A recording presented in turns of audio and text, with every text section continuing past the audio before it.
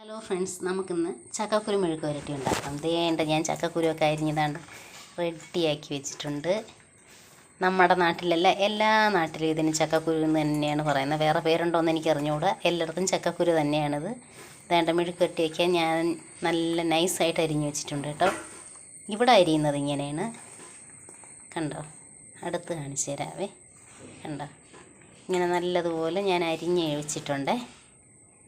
ഇതിനെ നമുക്ക് കഴുകിയെടുക്കാം. ഞാൻ ചക്കക്കുരു കഴുകി നല്ല അടിപൊളിയാക്കി വെച്ചിട്ടുണ്ട്. നമുക്കിതിനകത്തിന് പച്ചമുളകും കൂടെ ഇട്ട് കൊടുക്കാം കേട്ടോ. താണ്ടേ ഞാൻ 5 പച്ചമുളക് എടുത്തിട്ടുണ്ട്. നമുക്ക് കഴുകി നല്ലതുപോലെ കഴുകിയിട്ടെടുക്കാമേ. താണ്ടേ ഞാൻ പച്ചമുളകൊക്കെ നല്ല അടിപൊളിയായിട്ട് അരിഞ്ഞിട്ടിട്ടുണ്ട്. നമുക്കിതിനെ അടുപ്പിൽ വെച്ച് കൊടുക്കാം. തീയൊക്കെ കത്തിച്ചിട്ടുണ്ട്. നമുക്കിതിനെ അടുപ്പിലോട്ട് വെക്കാം. ദേ അടുപ്പിൽ വെച്ചിട്ടുണ്ട്. ഇനി നമുക്ക് ഇച്ചിരി വെള്ളം ഒഴിക്കാവേ. ദേ ഞാൻ കുറച്ച് വെള്ളം ഒഴിക്കുവാന്നേ. കുറച്ചൊഴിച്ചാൽ മതി. ഇല്ലെന്നുണ്ടെങ്കിൽ ഇത് നൈസായിട്ട് അരിഞ്ഞ് വെച്ചേക്കണോണ്ട് എല്ലാം കൂടെ പായസമാവും. നിങ്ങൾ ഏറ്റവും അവസാനം പറയരുത് പായസമായിട്ട് കുടിച്ചെന്ന്. അതുകൊണ്ട് ഞാൻ കുറച്ച് വെള്ളം ഒഴിച്ചിട്ടുള്ളൂ. ഇനി നമുക്ക് കുറച്ച് ഉപ്പും കൂടെ ഇട്ട് കൊടുക്കാമേ. ഇതിൻ്റെ കൂടെ തന്നെ വേണ്ട ഇത്ര ഉപ്പിട്ട്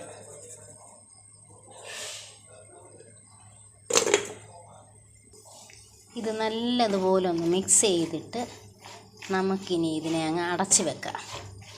കണ്ടോ, നല്ലതുപോലെ മിക്സ് ചെയ്യും. ഉപ്പ് എല്ലായിടത്തും ഇല്ലെങ്കിൽ ഒരു സ്ഥലത്ത് തന്നെ ഇരിക്കും കേട്ടോ, ആവിയേറി ഇങ്ങനെ വരുമ്പോഴേ. അതുകൊണ്ടാണ്. ഇപ്പോൾ ഞാൻ എല്ലാം താണ്ട മിക്സ് ചെയ്തിട്ടുണ്ട്, മിക്സ് ചെയ്ത് വെച്ചിട്ടുണ്ട്. ഇനി നമുക്കിത് അടച്ചങ്ങ് വെക്കാം.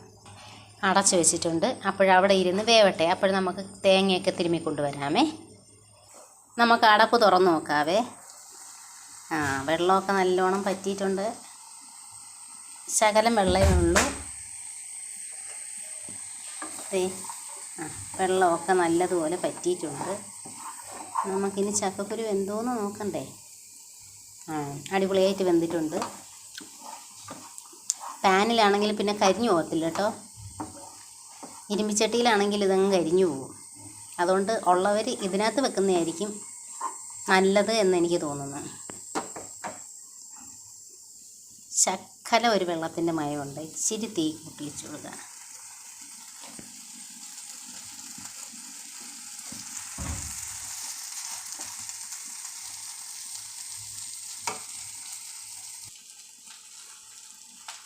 ഇതിലിടാൻ വേണ്ടിയിട്ട് അടുത്തായിട്ട് ഇതാണ്ട് ഞാൻ തേങ്ങയൊക്കെ തിരുമ്മി എടുത്തുകൊണ്ട് വന്ന് വെച്ചിട്ടുണ്ട്.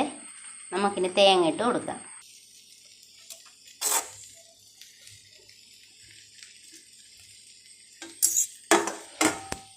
ഇനി തേങ്ങയും ചക്കക്കുരുവും കൂടെ കിടന്ന് നല്ലതുപോലെ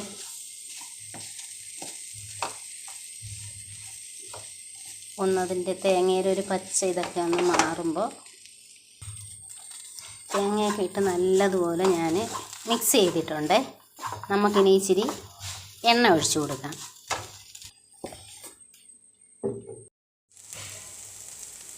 അപ്പോൾ ചക്കക്കുരു മെഴുക്ക് പുരട്ടി റെഡി ആയിട്ടുണ്ട് കേട്ടോ. ഇത് കണ്ടോ, നല്ല ടേസ്റ്റാണ്. നിങ്ങൾ ഉണ്ടാക്കി നോക്കണം. ഉണ്ടാക്കി നോക്കിയിട്ട് അഭിപ്രായം പറയണേ.